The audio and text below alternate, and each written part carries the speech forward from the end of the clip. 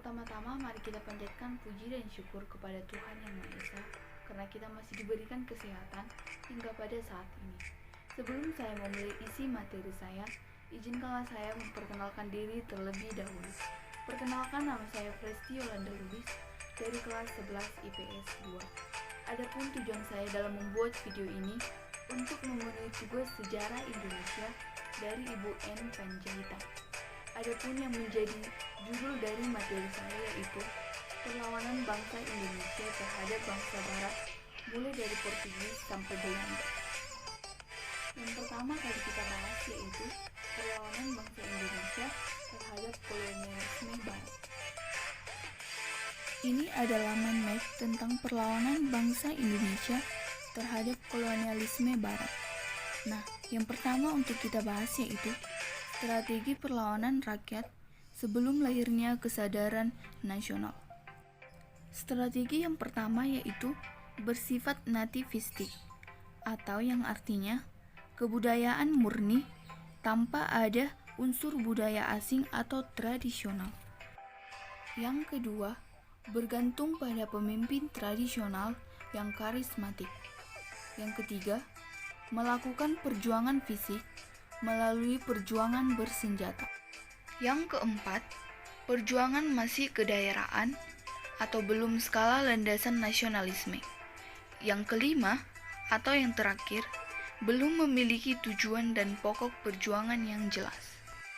Selain strategi perlawanan rakyat sebelum lahirnya kesadaran nasional, ada juga perlawanan bangsa Indonesia terhadap bangsa asing. Yang pertama, perlawanan terhadap Portugis yang meliputi Kerajaan Ternate, Kerajaan Aceh, dan Kerajaan Demak. Dan yang kedua, perlawanan terhadap VOC yang meliputi Kerajaan Mataram, Kerajaan Banten, dan Kerajaan Gorontalo. Ini adalah mind map tentang perlawanan bangsa Indonesia terhadap Belanda. Yang pertama akan kita bahas yaitu Perang Diponegoro. Latar belakang perang Diponegoro yaitu ketika wafatnya Sri Sultan Hamengkubuwono IV dan selanjutnya dikuasai oleh Residen Yogyakarta Hendrik yang mencampuri urusan kekuasaan keraton. Dan ketika Gubernur Jenderal Van der Cavelen meminta seluruh tanah sewa dikembalikan dengan kompensi tertentu kepada pemiliknya. Tetapi hal itu tidak disetujui oleh Pangeran Diponegoro karena membawa keraton kepada kebangkrutan.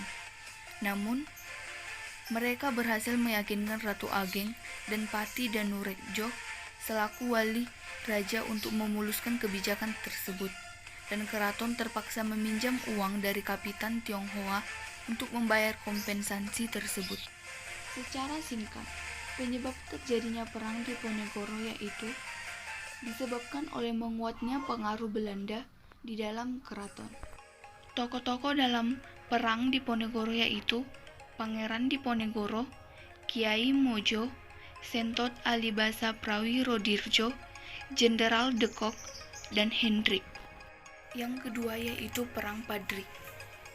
Latar belakang Perang Padri yaitu ketika orang-orang Minangkabau mulai memeluk agama Islam sekitar abad ke-16, tumbuh dua adat yang berdampingan.